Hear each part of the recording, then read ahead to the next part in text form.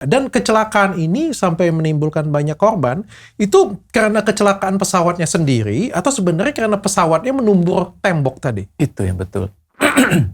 Karena pesawatnya numbur tembok. Betul sekali. Jadi sebenarnya pilotnya sudah mendarat dengan baik, paling tidak cukup baik, tapi kejadian ledakan ini terjadi karena pesawatnya numbur tembok. Betul sekali. Kalau saja dia menggunakan landasan yang tadi, yang awalnya di ujung sana itu nggak ada tembok. Yang ada tembok itu adalah yang di sini. Oh, karena dia berputar balik. Betul sekali.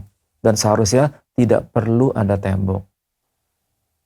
Dan hampir saya terbang selama 42 tahun, tidak pernah lihat ada landasan yang ada tembok di ujung landasan itu tidak ada.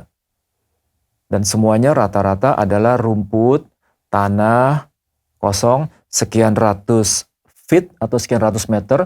Ada juga kadangkala ada got di ujungnya, entah sengaja atau tidak, kemungkinan tidak sengaja ada got. Dan got itu juga salah satu, ya bukan salah satu lah, tapi pernah kejadian pesawat keluar landasan, nabrak got, akhirnya pesawatnya terbelah depannya, tapi kokpitnya selamat dan pesawatnya berhenti.